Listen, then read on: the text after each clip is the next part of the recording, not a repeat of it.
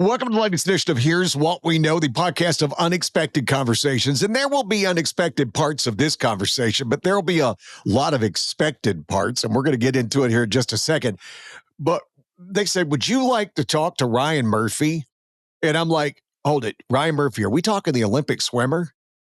And they're like, yeah. And I'm like, okay, we're talking 5 gold medals, right? We're talking former world record holder. We're talking backstroke extraordinaire guy. And they're like, yeah. And I'm like, who says no? I say no. I mean, of course I do. And so I am so excited to have you on. I have watched you your entire life. I mean, as you have gone through what you this journey, and you're on another part of the journey, it is just so fun and delightful to have you here. How are you, Ryan? I'm good. I'm feeling fresh today. So my baby turned 2 weeks old. Actually, in like 7 minutes is the exact 2 week mark. And she gifted us a good night's sleep last night. So I'm happy.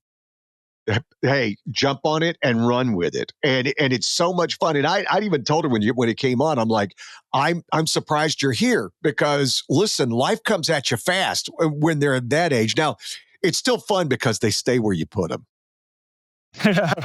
Yeah. I mean, our little girl Eevi's a little bucking horse. She likes to move around, but yeah, I feel like I've got a good grip in my little cradle arms, so she's not going anywhere. Well, and it's so much fun. And when you're there in the whole thing, and there's that you're in the cocoon stage. And there's nothing better than that cocoon stage. You will look back on this and go, because for the next few months, it's just you three. That's all it Hmm. is. And your friends, we've learned how to do this, but friends came over. I remember one of our friends came over and brought this big tray of food. And we're like, come in. And she goes, no. We just drop stuff off at this stage. She goes, in Yeah. 3, 4, 5 months, I'll come in and we'll see the baby and stuff. But at this stage, no. You know, keep your germs, keep all that stuff. This is just for you guys. And it really is one of the coolest times of your life. Thank you. Yeah, we're loving it so far. Just getting to know little baby Easy has been great. How did you come up with the name? Because it's spelled different, right? Hmm. Yeah. So I mean, for a couple of reasons, like Bridget and I are both really founded in family. So we wanted to keep some level of heritage in the name. Bridget's also a triplet, and I think where Bridget's triplet expression comes out is that she really is looking for like a one of one, like a really unique experience. Bridget's dad came over to the U.S. from Finland when he was in his mid 20s, and so we decided on a Finnish name or Finnish first name. Obviously we're getting the strong Irish last name, and then so it's a nice mix. So Eevi's a Finnish name. It means life, so we like the meaning of the name, and and it's a good ode to her grandfather Yari. Where you guys kind of were, okay, I shouldn't say worried, where you're like, okay, when you found out she was pregnant, you're like, okay, my wife's a triplet. Here we go. What we got now? Honestly, I think it like when we find out that she's pregnant, like we're really not thinking of like we weren't thinking of like the baby stage. Like Bridget was all about like she would have loved that multiples. Just because like her childhood and really her life now is like still so fun. Like having siblings close in age. And I feel like I'm relatively close in age to my siblings as well. Maybe my brother and I are 2.5 years apart, but we were like inseparable growing up. So like I really liked having a family that has like a pretty narrow age range, and Bridget's obviously is the same way. So that is something that we'd love. I mean, we'd love for the kids to be close in age, just because it's like it's a built-in best friend, and that's really fun from the kids' perspective. I I know triplets.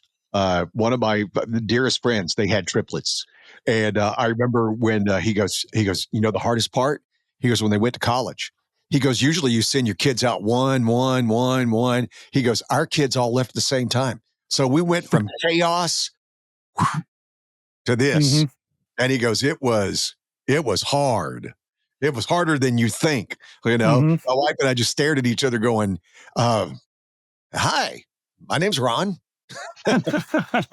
Yeah, I know. We're on like the opposite side of the adjustment phase. Like I think Bridget and I have spent like, we just spent a lot of time together. Like we've been, we were dating back in 2016. So we spent a lot of years together before having kids. And it is like, we're trying to figure out, okay, when could we get time to like, for us to just communicate and keep that relationship, like make sure we're giving our relationship a lot of time as well. So yeah, we're trying to figure that piece out as well.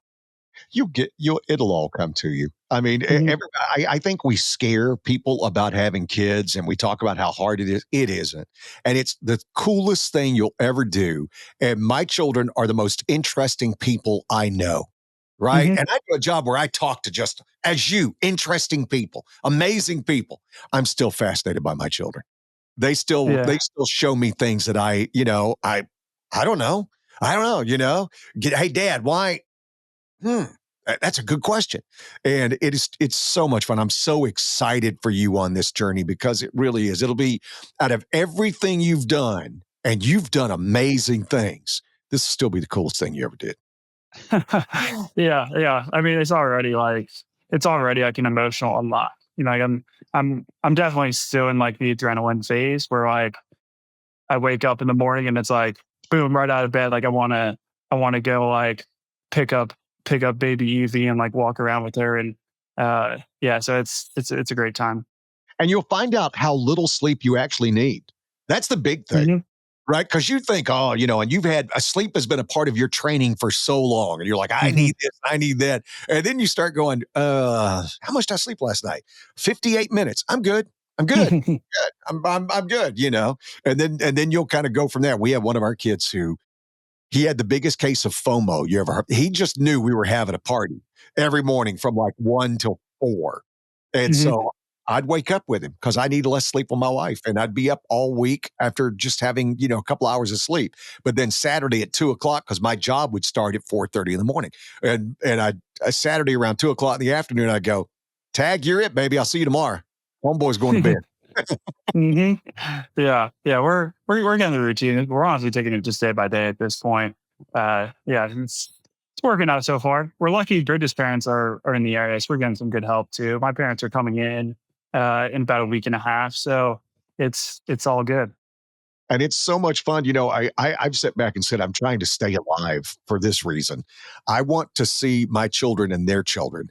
And it Hmm. was only about grandchildren, but know what it truly is I want to see them love something as much as I love them. Hmm. So when your family sees you, when your wife's family sees her, what you don't understand is they're going, that's us. That's us right there. Hmm. What you're feeling, that's us. So Yeah, yeah, absolutely. It's gonna be. I mean, it's gonna be kind of funny too. Like, I'm excited for really like how the relationship is going to change between myself and my parents as well. It's just like it's a totally new world. Like I'm asking them for advice on things I've never asked before. Uh, and it is cool. Like when they come visit, it's going to be like, oh hey Ryan, they're going to give me a hug, and then they're going to be like, shoo, like give me the baby. you no longer exist for that, but yeah, yeah. And the cool thing about parenting, because not to go off on this sidetrack, but you become a time traveler. You're able to time travel because you will go back in time to say, oh, well, now I understand what my parents were doing.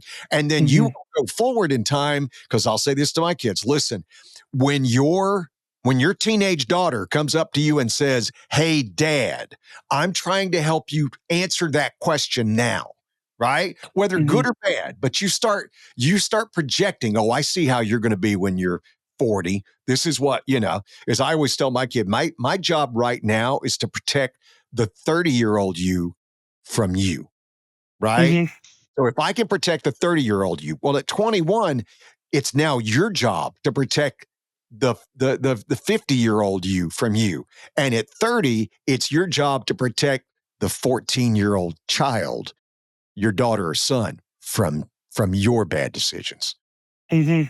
It's it's just this nonstop time travel thing you get to do. So welcome to the journey, Chief. Yeah, thank you. Thank you. I'm looking forward to it. Well, this all started. I mean, you knew you wanted to be a swimmer, an Olympic swimmer at the age of 7. And by the way, every place in the world claims you. When I was doing my research on you, everybody, Illinois claims you, Florida claims you, yeah, Cal Berkeley, California claims you. Everybody said, no, no, no, he's ours.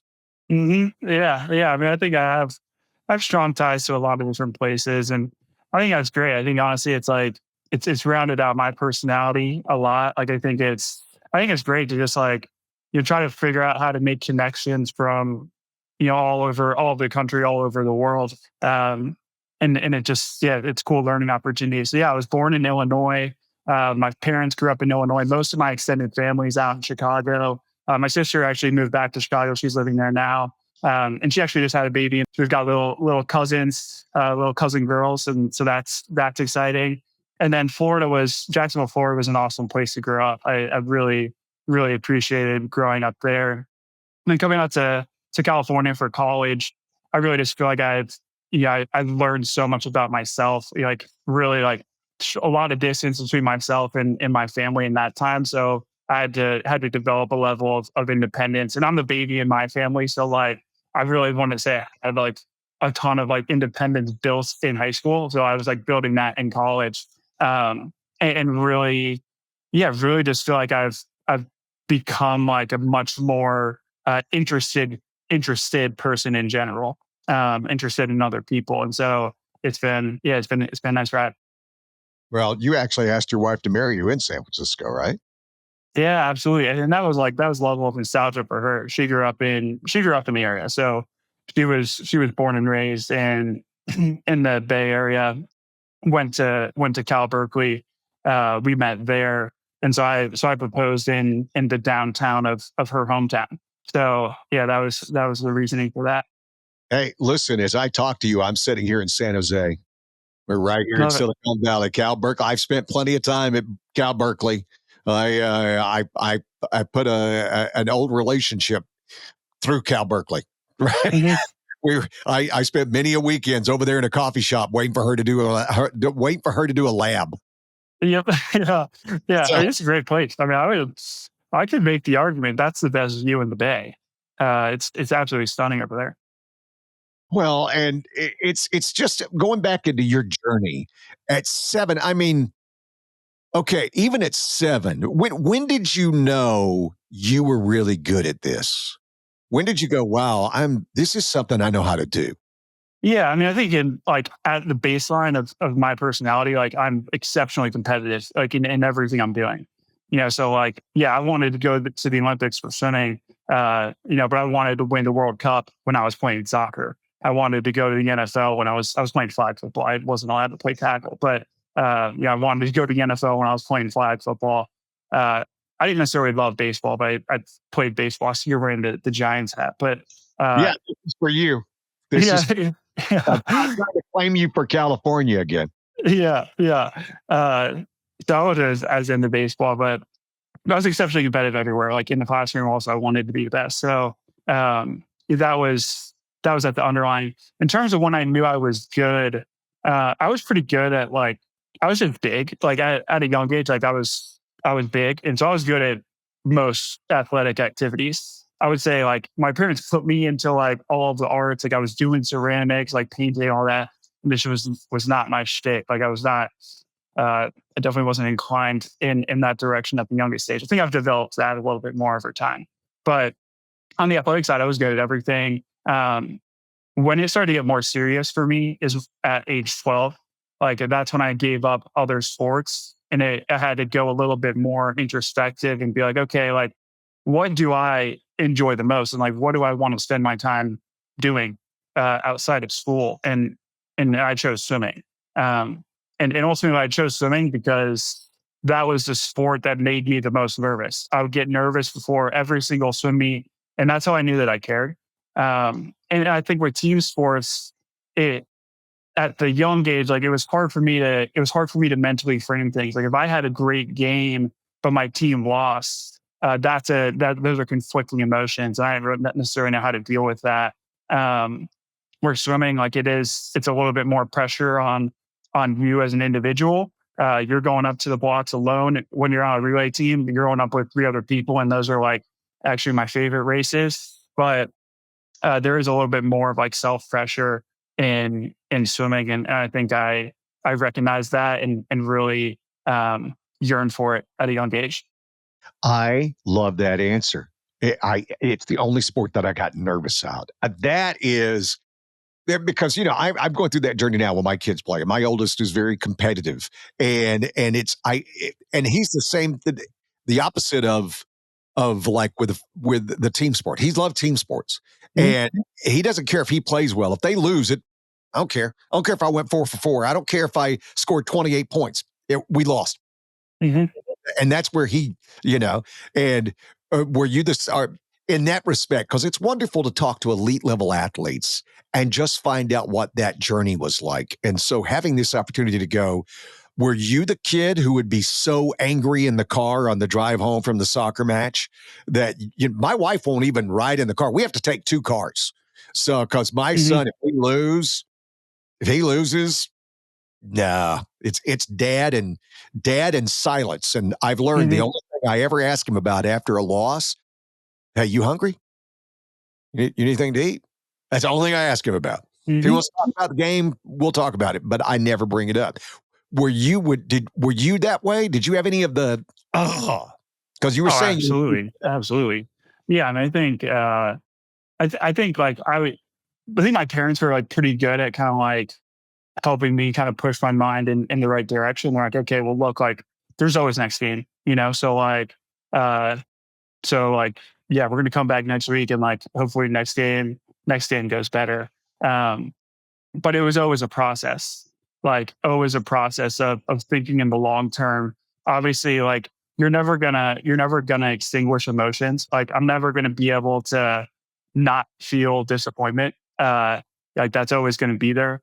But and especially now, like at the older age, like what my goal is to feel that disappointment, but feel it for a shorter period of time and understand like how I can use that long term as a learning opportunity. yeah, it's I told him because he doesn't do individual sports. And I'm like, Mhm, at some point, the team either wins or loses. I said, now if mhm, you want to swim or play golf or play tennis, that's all on you, Hoss. mhm, Then you can take everything about that, but there's nowhere to hide, right? In these mhm. individual sports like you're doing. I mean, if you've maximized your potential, and I would guess you would have to sit back and go, if you swam a great race and you felt like everything was good, and somebody still hit the wall before you did, that's a learning experience where you can sit back and say, and maybe it's easier as you got older. I don't know if the 17-year-old Ryan Murphy could have. How did he process that? Yeah, yeah. I would say honestly, I was really fortunate in high school. My high school team, like there should probably be like a 30 to 30 on my high school team. We had between my grade and the grade below us, between 4 guys, we have 20 Olympic medals, which is obscene. So like I was training at a young age with really, really talented athletes around me. Um, and then I think at that age, like you don't know, like you just don't know how good you are. You just know that like in that moment you're racing someone else and they might beat you. And so in high school, I feel like I learned how to lose. And I learned how to I learned how to take and losing in practice a lot. So like I learned how to take losses in practice as a long-term opportunity and in a motivation tactic of like, okay, yeah, if I'm not on top of my game, like I'm not going to be beating Joseph Schooling on a rep. Joseph went on to win the 100 fly in 2016. He was Singapore's first ever gold medal. He beat Michael Phelps in the 200 fly. So that was my main training partner in high school.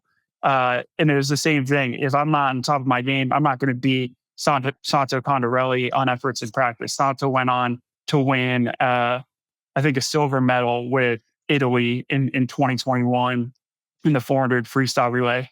And then same goes with Caleb Dressel. If I was lining up next to Caleb and I wasn't on top of my game, I was going to lose there. And Caleb's gone on to win 10 Olympic medals. We've been on a couple of relays for Team USA together. So we had incredible competition really at all times in high school. And I think it just kind of taught me like you can never take your foot off the gas. Like people are always going for it. And you have to keep on continuing to raise your level day after day, learn your body, learn training tactics, learn racing tactics, and try to make the most of your potential. Now, I'm a layperson, and as I always tell everybody on this show, if I'm wrong, don't be afraid to correct me. It doesn't hurt my feelings. Okay. Hmm. Uh, but it seems that out of all the sports that I look at, that swimmers are the most consistent. It's usually whoever's the favorite is either going to win or come close to winning. Whereas that's not the way team sports works, not the way golf works, it's not the way tennis works all the time. I mean, there's some days you're just going to have a Rafael Nadal had bad days. Hmm. Tiger Woods had bad days, right? But it seems swimming, and again, from just my viewpoint, and I'm like most people, you just watch the US time trials and then you watch the Olympics and we're just crazy about it for those intense moments. We forget about the world championships and all the other cool things that are happening. But it just seems like that mostly the favorites show up in swimming more consistently than most sports. I want to get your take on that. Yeah, yeah, it might be the case. And I think like the reasons for that is like, swimming's, I mean, the Olympics are every 4 years, so like when I'm going into the Olympics, like it is absolutely like everything I've got, everything I know how to do well, I'm doing. Like I'm going to the pool with a level of intention, working my butt off. Outside of the pool, like have a great focus on recovery. My nutrition is absolutely dialed in. It's like no desserts for 6 months, no sips of alcohol for like 6 months, trying to get, uh, 8 to 9 hours of sleep every night. So everything is dialed in for peak performance in that year leading up to the Olympics. And so, I mean, I think if you gave other sports a year to prepare for like a single competition, you'd absolutely, I think, see like the best of the best uh, being the best at every time. But I think like other sports end up being dynamic just because like, in the NFL, if you have a 17 game season, you're probably not getting, Pat Mahomes at, 100% every single game, whether that's like injuries, personal life, not a great matchup. So that happens, I think, a lot in other sports. For swimming, it's just like, it's probably a negative to the sport that we're not competing as often. But I think because of that, you are seeing people that are absolutely 100% prepared every single time they show up for an Olympic Games. Well, and it's amazing. I mean, we all, not to embarrass you, we all sit back and look at the swimmer bodies and go, wow, wow. But as I have told my children, do you know how much work goes into that? Those guys just don't show up like that. They show up and when I was doing my research on you, I found it interesting when you were like you said I gain weight easily. Mhm. And I'm like, isn't that crazy? Because you know this because you know every little thing. On average, regular training day, how many calories are you burning on average? Yeah, yeah. I mean, I think on most days I'm taking in 4 to 5 thousand calories, and that's keeping me at a consistent weight. So yeah, so it's probably 4 to 5 thousand calories that I'm actually burning on a day. And And it's different for everyone. Like I am someone that like, naturally, like my my dad was like neither of my parents swam. My dad played high school football. He was an offensive tackle and a defensive end. So like he was like 6'4", 230 in high school. And like back in like the early 80s, that was like huge.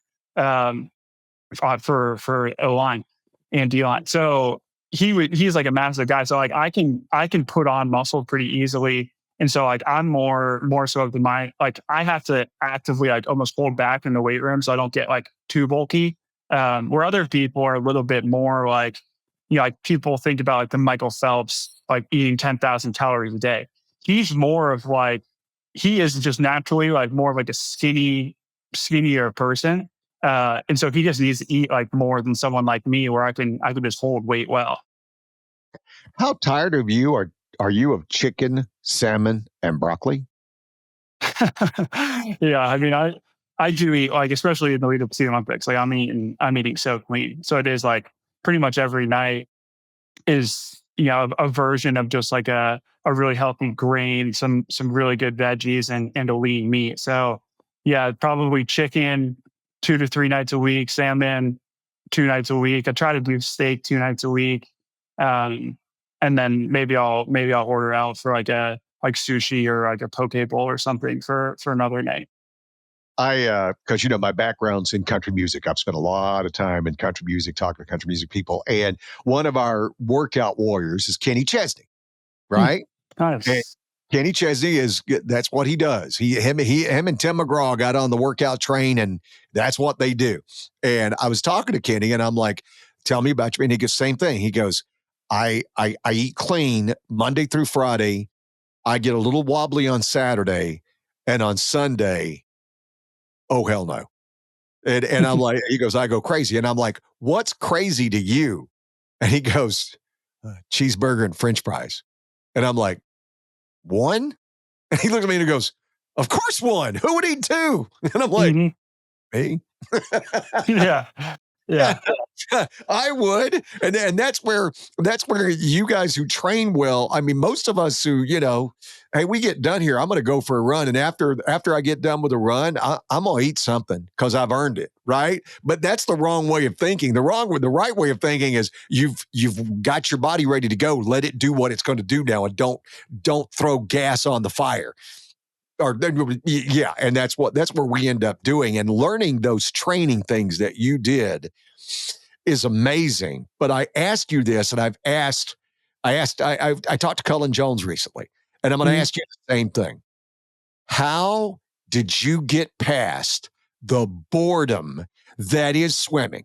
Because I told you I'm going to go for a run. You know what I'm going to do? I'm going to put in my AirPods, and I'm going to listen to an audiobook, and it's going to be awesome. Something to distract me from how horrible running is. Mhm. Swimming, you don't get that option. Yeah, I mean, I think in my case, like, I mean, this is kind of going back to the high level of training group I had in high school. Like, I'd always wanted to be surrounded by some of the best swimmers in the country. That is really it's really motivating for me. And it makes it easier to go to practice day to day. It's not like I like wake up every morning and I'm like, let's go. Like there are days I'm like that where I'm like absolutely fired up and like I'd be able to go swim alone and like absolutely crush a workout. But there's days where it's just like I'm dragging out of bed and there's like a level of discipline of like, okay, yeah, I just gotta get up and get in the car and get to the pool. And then I can feed off other people's energy. And when you're lining up next to guys that ultimately you're going to be competing against them at like a world championships or an Olympics, like that is very very motivating. And so in my career, like at the 2016 Olympics for the 200 backstroke, there's two people that make the team. Uh, I made it, and my training partner Jacob Pepper made it. In 2021, I made it, and my training partner Bryce Medford made it. In 2024, I made it, and my training partner Keaton Jones made it. So at every Olympics I've had, I've made the team with someone that I compete against every single day. And that's like it's pretty uncommon, but I love having like the daily measuring stick of like, okay, yeah, I am seeing my competition up and close. We're working together, like we're making each other better because it's like as much as we're in competition, we're also in competition with people from around the world. So like we need to push each other as hard as we can. We need to collaborate and like think about race strategy ideas with each other because that's just going to make us more prepared when we show up to the Olympics. It is a strange combination, a very weird dichotomy when you're competing against your own national teammates and then the international thing. But you guys seem to have this brotherhood that amongst all of you, because it's the same thing. My son started playing football, and he played tackle football, right? And he had never played it. And he, a couple of months into it, he goes, Dad, I really love it. I said, what do you love about it? And he goes, well, it's just so hard. The Mhm. practices, the game, and then you have to do our homework, and we got all that stuff, and nobody knows how hard it is except every other guy on the team. And I'm like, wow, that is. And I told him, I said, dude, that's poetry right there. But same thing with you guys. I mean, you have all of these competitions, but how much how much camaraderie goes on after the competition is over? Right? When you got those last things at the Olympic and you guys, that's got to be the best when your events are over, and especially if you won. But when your events are over, there's still a joy is we're a very select group of people on the face of the planet. We made the Olympic team, and that's Mhm. every country. We made the Olympic team. And now I get to go, instead of trying to beat you guys, I get to just fellowship with you for a bit. Yeah, yeah. I mean, it's huge, and I would say like in general, and this honestly, like sometimes I view it as like a good personality trait. Sometimes I view it as a personality flaw. Like I need to have a strong level of respect for my friend's work ethic. Like at the baseline of a lot of my relationships is just like a respect that they work hard. When I see people that aren't maximizing their potential, it just like it eats at me and it frustrates me, and it's harder for me to be like good friends with them, to be like absolutely frank. And so I think that adds to the level of camaraderie that I feel with other swimmers and other just high achieving people in general. Like I know that like there's no accidents. Like you can't go win Olympic medals just off of like talent and like throwing yourself in the pool. Like you have to have like a high level of work ethic in order to get that done. So the camaraderie like after competitions is awesome. And I think like as you go to more competitions, like the club kind of becomes a little bit more like exclusive. Like I've gone to 3 Olympics now, and like there's guys that I see on the pool deck, guys and girls I see on the pool deck that have been at every single competition that I've been at, and like it's a familiar face at this point, and those relationships kind of naturally happen. And there's always people kind of coming in and out of the U.S. team and internationally as well, and you can create great like relationships with them. But like the people that have been around a long time, like I love the relationships I have with those people.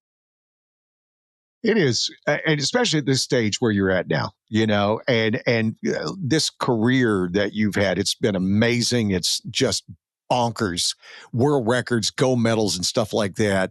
And how I was reading the story where after one guy won a gold medal, 17 minutes later, he was telling you, you can do this, and it's that Mhm. encouragement, and that's where you're at, I would think now, right? That you are it, life goes on Mhm. and it continues thing and at some point you have to turn around and reach back. Mhm. And what's that like for you right now? Yeah, yeah. I mean, it's cool. So like I've been fortunate enough. I've been the team captain of the swim team the last 2 Olympics. And so when you're in that position, like you do have to go a little bit.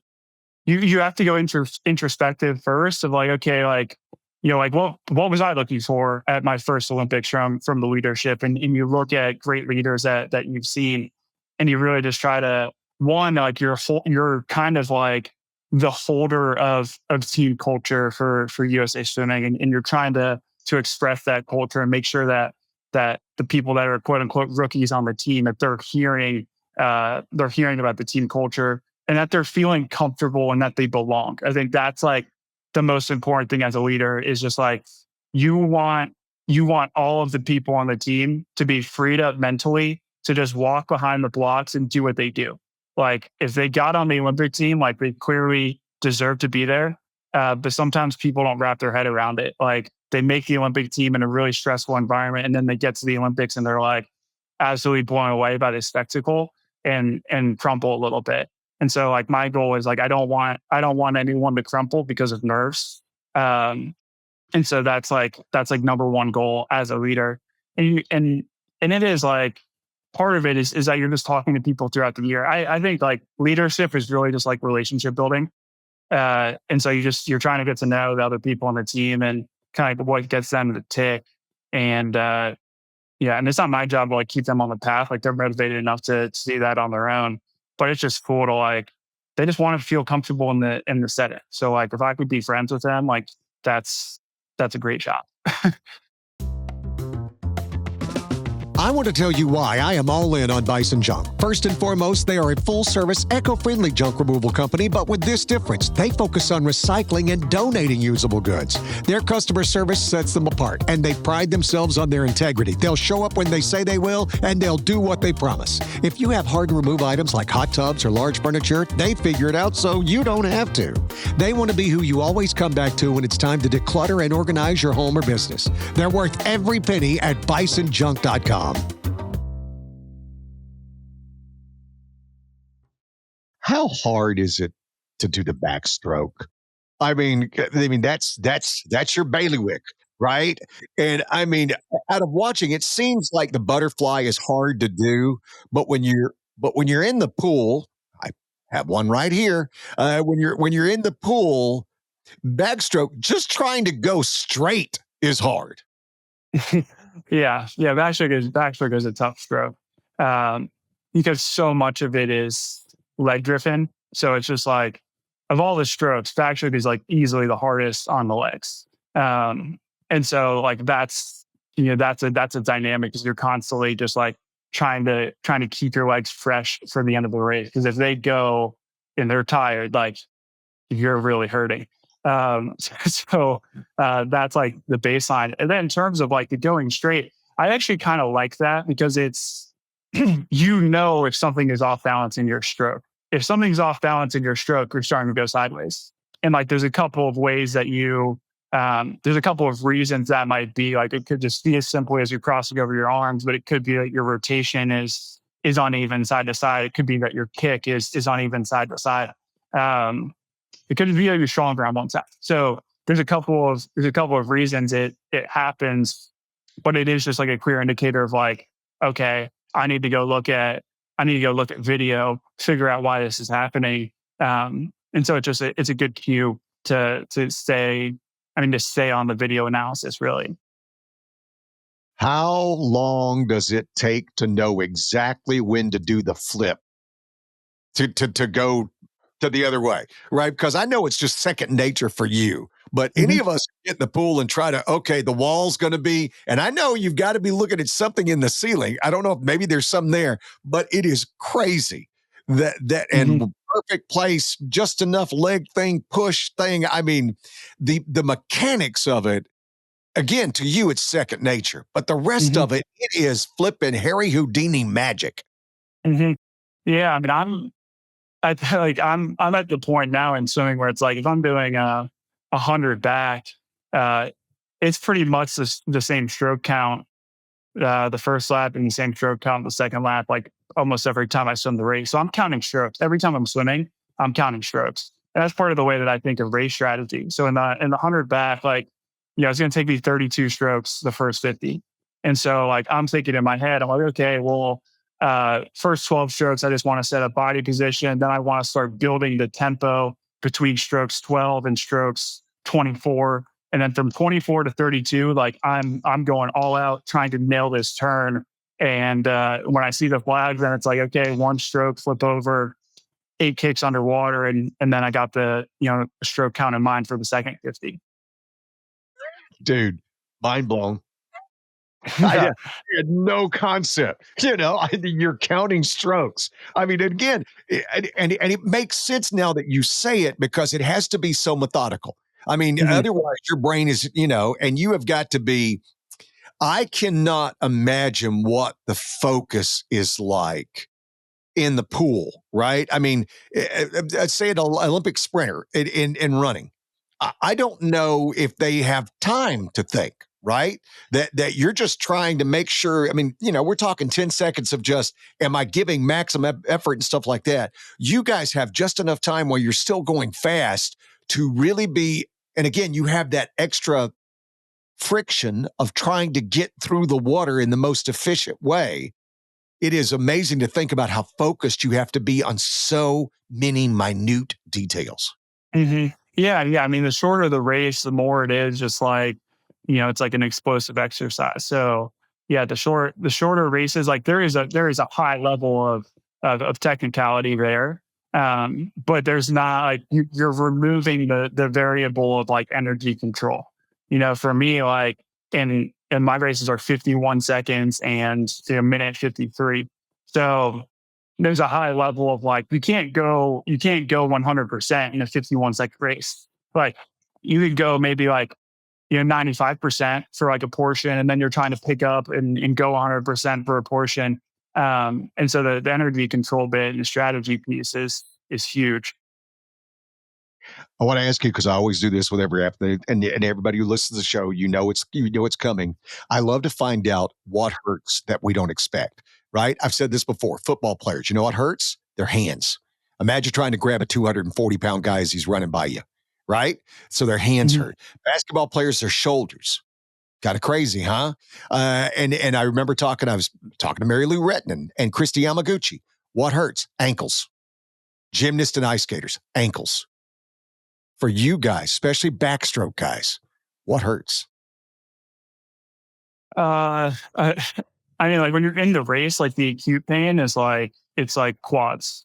Like the quads is definitely like the first place you're feeling a lot of pain.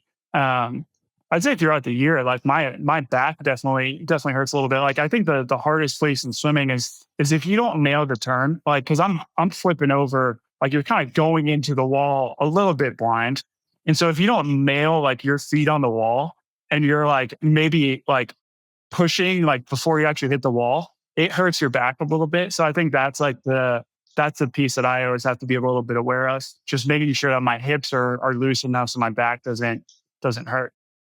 I hadn't thought about that. How many times did you smack your foot into the wall doing the turn as you were learning to get it done? And because you're trying to explode off the wall. So you're going in Hmm. there with a whole bunch of kinetic energy. Yeah. Eh. Yeah. I mean, it takes a while. Like it's something that we do practice a lot. Because it's a great place to either make up a lot of time. Like you can really like distance yourself from some of the competitors, or you kind of fall behind on the turn. So it's a crucial part of a race. Okay, and I'm going to try to let you go early because I know you've got that baby, and you're so generous with your time. But there's some things I want to hit before we go. One, I just have to ask you, even as somebody who's so much experience in the pool, do you sit back and watch those distances that Katie Ledecky swims and just goes, no, just no. Yeah. Oh my god. I mean, Katie's actually just like unbelievable. Like it's so impressive. Like year after year, just dominating. Like she's the most dominant swimmer we've ever seen. Like Michael Phelps is the best swimmer we've ever seen. Katie Ledecky's number two. Uh, but in terms of most dominant swimmer we've ever seen, it's Katie Ledecky, like by like a bunch. She is insane. So I love Katie because of the mentality. Like those are the majority of my conversations with her are around like, okay, like what's your approach? Like how are you able to like keep your edge like every single year? Because at some point it's like she's done everything. Like she's set world records in like every race. She's won, like she's set records for how many times she's won gold. Like it's everything. Every time she jumps in the water, it's uncharted territory of like no one has ever done that before. Just because she's been so dominant for so long. So it is it's nice to have her on Team USA. Well, and it's not a matter if she's going to win. It's by how much is she going to win, which is And bonkers. that's the crazy part. We take it for granted. Like it's like she steps up and it's like, oh yeah, like Katie's gonna win. And that's because of what she's doing day to day. Like she busts her butt. Like she puts herself into some really intense training. And she'd be the first to tell you what she enjoys the intense training probably more than she enjoys the competitions. She's just like a different type of mentality from like, 99.9% of the population. Wow. Well, that's yes. I mean, all of you guys, all of you elite athletes are, especially swimmers. But what you're saying is she's different than 99% of you elite athletes. Yeah, yeah, it's absurd. Like I can't. Yeah, I mean, I can sit here and sing Katie's praises for hours. Like she's a legend. Well, because I don't know her. I haven't talked to her, so it's always fun to get these little glimpses and Michael Phelps and those things. I do want to ask because I know you have Eevi, got your baby, Hmm. and one of the things that I know is big on your list right now is water safety. Hmm. And one of the things I read in the things that your people sent me is that 70% of drowning deaths, kids aren't in their swimsuits. Hmm. Drowning is a leading cause of unintentional death for children aged 1 to 4. And it happens in times where you're not expecting it. In times when kids are in a pool, like, yeah, you need to have someone who's watching, who's on the deck or wherever on the grass watching the pool. You need to have someone who's watching. But there's a lot of times where kids just gonna like kind of wander out and like accidentally fall in the pool, and like it's tragic. So with that in mind, I opened up a swim school in my hometown of Jacksonville, Florida. And the swim school is actually in St. John's, Florida, which is just like it's on like the border of Jacksonville. But Florida specifically has the fifth worst drowning rates in the country. It's a place that has a ton of water, and it's great to have a business and goldfish swim school that's able to give back to a community that's given me so much. So I'm excited to get little Eevi into swim lessons there. I think it's gonna be awesome to see, and yeah, that's gonna get the dad emotions going a little bit. Well, I tell the story, because I am an older father, and my son, when he was born, we have a pool. I'm from the Gulf Coast. My family, lived on a lake. My in-laws live in a lake house, and so you have to swim. You have to Hmm. swim. So we started swim lessons at 6 months, right? Hmm. And I'm down there with the moms who are much younger than me. And they were like, all right, put the kid underwater, and the moms would barely touch their face and pull them up. And here I am going, here we go. Deep in there. And my sons have, it's been awesome. And I was saying that because you started at 10 months, right?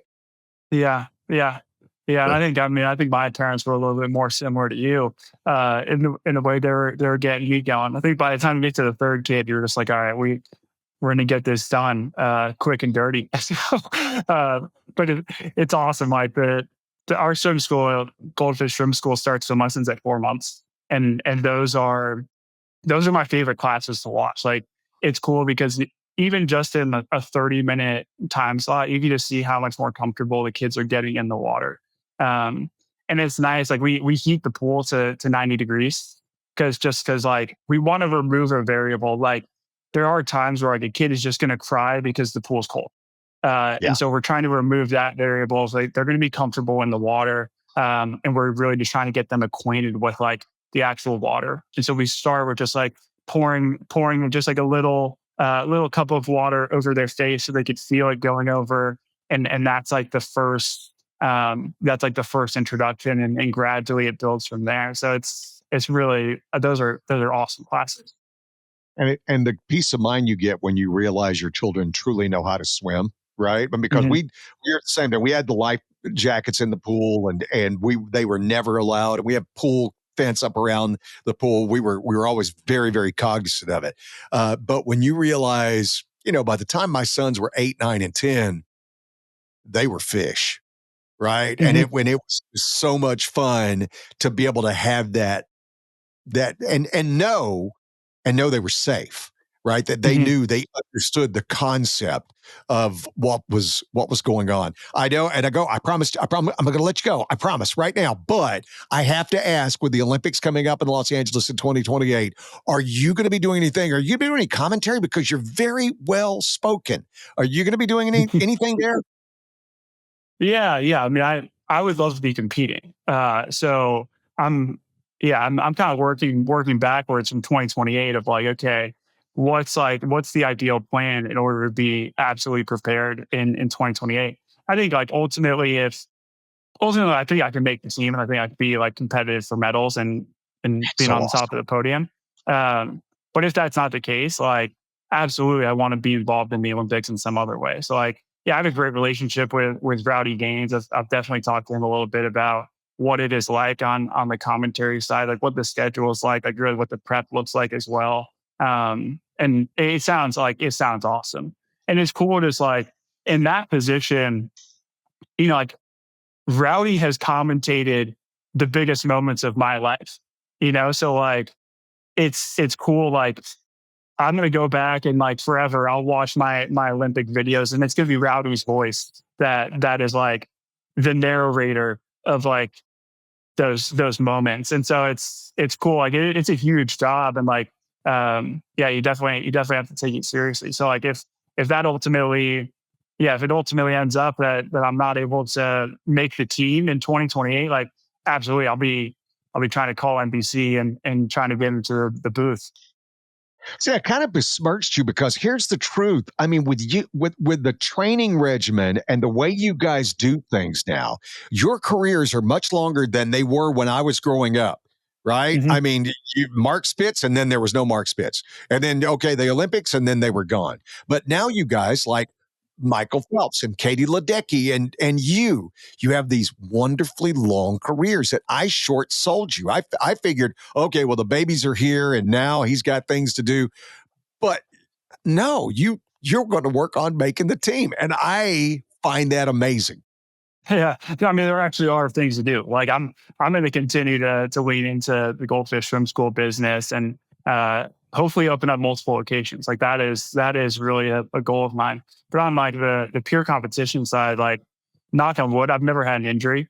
Like never had like a major injury that lasts more than like a couple of days. So like that's kind of the first thing I look at is okay, the body has held up well.